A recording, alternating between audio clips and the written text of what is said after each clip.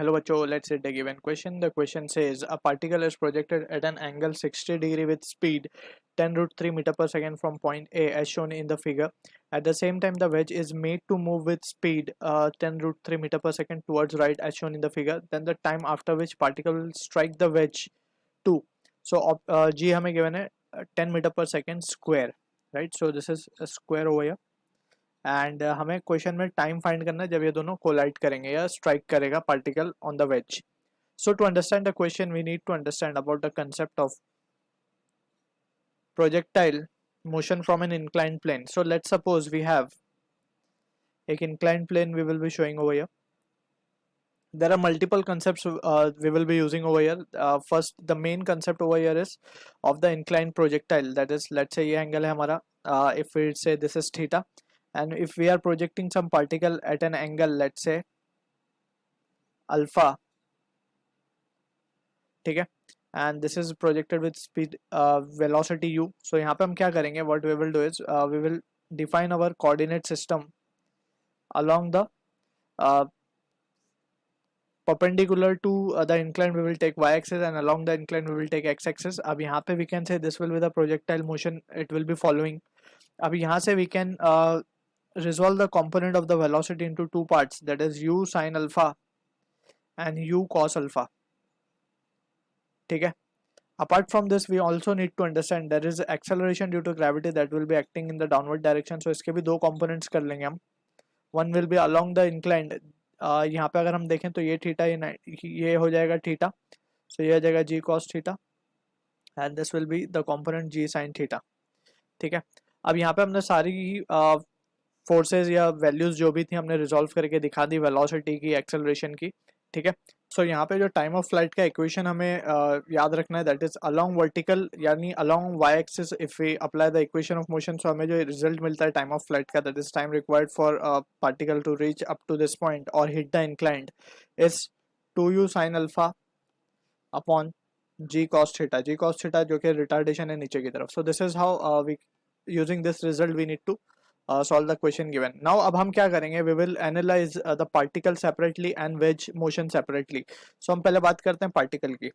So particle को अगर हम देखें ध्यान से, so it has been projected somewhat like this with 60 degree from the horizontal.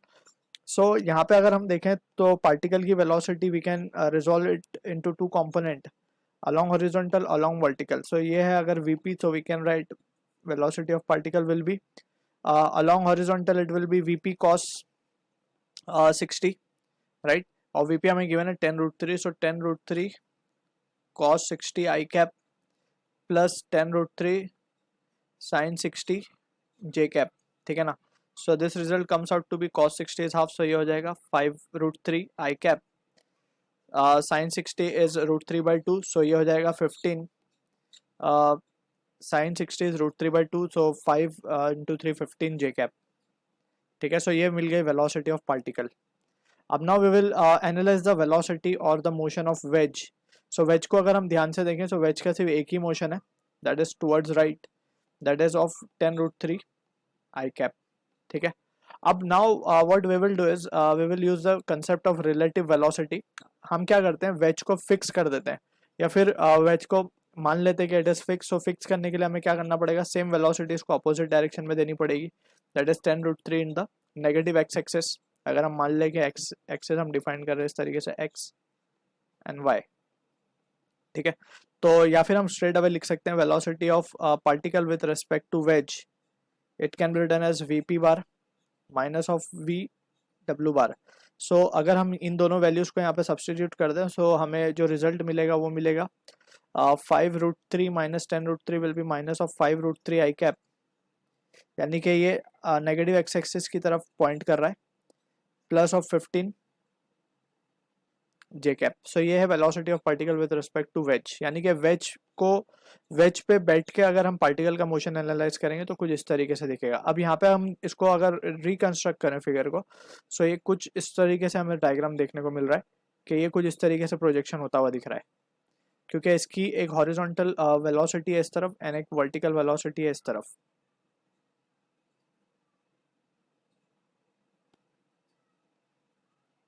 Right. And this is, let's say हमने माना है इसको velocity of particle with respect to veg.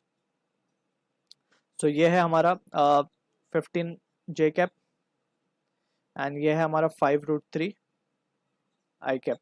ठीक है, अगर हम मान लें कि जो एंगल है हमारा, इसको थोड़ा सा और सही बना लेते हैं। यस, सो यहाँ पे अगर हम देखें तो ये प्रोजेक्शन कुछ इस तरीके से होगा। वी कैन से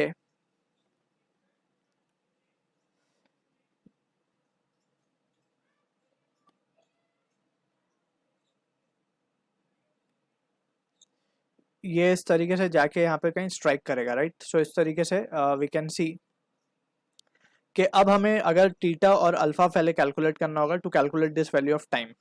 ठीक है, अब from the situation we can write इस पूरा ये एंगल हम कैलकुलेट कर सकते हैं, राइट। सो पूरा एंगल अगर हम कैलकुलेट करें, सो दिस लेट्स से इस वैल्यू को हम कह देते हैं alpha. So from the figure we can say 10 alpha की वैल्यू क्या लिखी जा सकती है, 10 alpha will be 15 upon 5√3, that will be equals to 5/√3, 3/√3 यानी कि जस्ट √3 आएगा।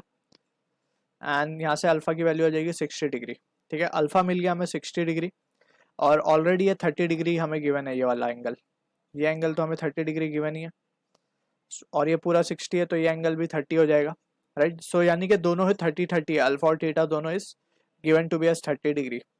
सो finally we can write the value. पहले हम वीपीडब्ल्यू का मैग्नीट्यूड निकाल लेते हैं। वीपीडब्ल्यू का magnitude will be under root of 5√3 का स्क्वायर प्लस ऑफ 15 का स्क्वायर, राइट। इस तरीके से वेक्टर का मैग्नीट्यूड निकलता है। So this value comes out to be 25 into 3, that is 75 plus 225, and this value will be equals to 300। Root 300 आ रहा है, रूट 300 का मतलब है 10√3 मीटर पर सेकेंड। ठीक है ना, तो velocity of particle with respect to wedge is 10√3 metre पर second. Now we can say we have the values, so we can just substitute the value and get the answer to the question। so यहाँ पे अगर हम देखें ध्यान से, so we can say therefore time after which the particle will collide, जो कि time of flight ही है basically, so it will be 2 into u is vpw, that is 10√3 into sin alpha is sin 30, alpha और theta दोनों 30-30 आ चुके हैं हमारे पास। ठीक है ना, यहाँ पे हमने इसको अल्फा माना था बेसिकली, तो to avoid any confusion over here हम इसको मान लेते हैं, लेट्स से हम इसको बीटा कह देते हैं अल्फा की जगह। ठीक है ना, ऑलरेडी हमने बीटा अल्फा मान लिया है, तो ये बीटा कह देंगे हम, बीटा 60 है।